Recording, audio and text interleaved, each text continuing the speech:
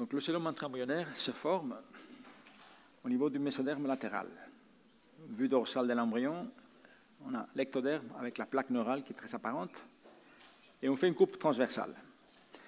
Donc maintenant, on va s'intéresser au mésoderme latéral qui est ici et là. Et donc vous voyez tout de suite, dans ce mésoderme latéral, il y a des lacunes qui commencent à apparaître et qui vont fusionner les unes avec les autres. C'est le futur cellome intra-embryonnaire.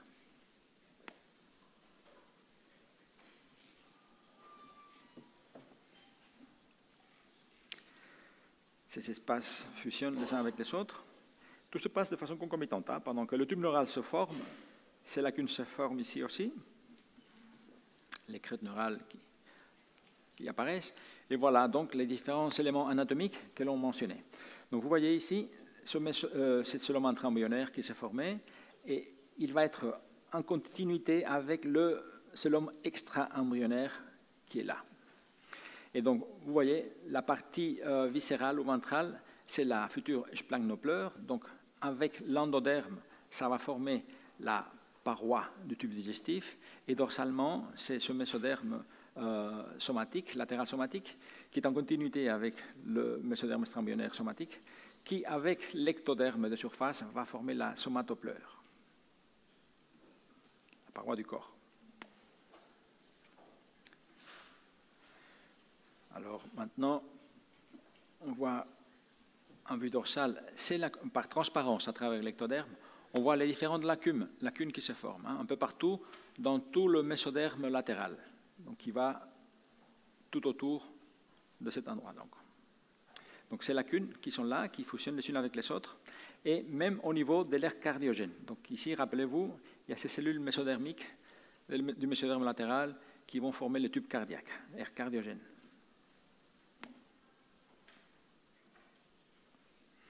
Par transparence, on voit ces lacunes de plus en plus importantes, de plus en plus grandes, qui fusionnent et qui forment une cavité unique en forme de U, un U inversé, le fer à cheval. Et donc vous voyez comment cette fléchette illustrait la communication avec le cellome extra-embryonnaire qui est tout autour ici en noir, donc qui se continue avec la cavité nouvellement formée du cellome intra-embryonnaire. Et donc, on nous montre ici les régions, le devenir de ces différentes parties de ce cellome intra-embryonnaire. Donc la partie la plus antérieure, dans l'aire cardiogène, le cellome intra-embryonnaire va former la cavité péricardique. Dans la partie intermédiaire, en communication entre la région céphalique et la région postérieure, il va y avoir la région que l'on appelle le canal péricardio-péritonéal qui va être l'endroit où vont commencer à se développer les poumons à partir de l'endoderme, et donc qui va être à l'origine de la cavité pleurale. Et plus en arrière, c'est la future cavité péritonéale, la future cavité abdominale qui va se différencier, donc dans cette structure qui est le fer à cheval, le cellome intra-embryonnaire. Donc on voit à un stade plus avancé, donc le tube neural fermé, les somites qui sont déjà en place, et on voit très bien comment il y a cette communication qui persiste pendant plusieurs jours entre les deux cavités cellomiques extra-embryonnaires et intra-embryonnaires que vous voyez ici. Donc ces fléchettes jaunes illustrent ces brassages de fluides. Maintenant, on voit en coupe transversale, en fait, en 3D, en beige, c'est le cellome intra-embryonnaire. Donc ça, la fléchette ici illustre la communication entre le cellome extra-embryonnaire et le cellome intra-embryonnaire.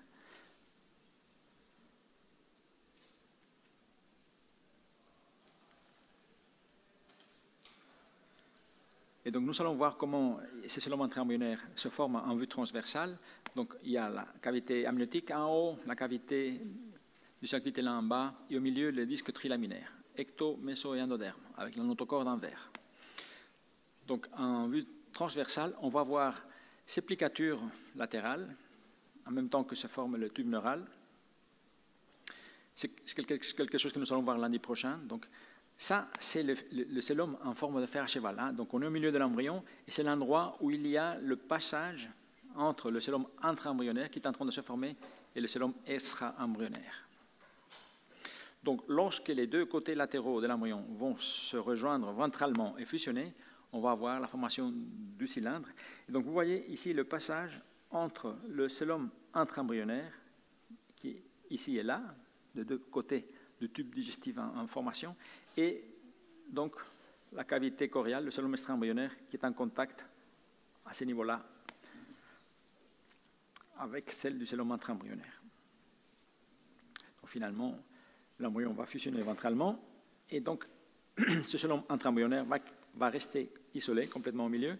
Et ici, par exemple, au niveau du tube digestif postérieur, ce cellum va devenir la cavité péritonéale.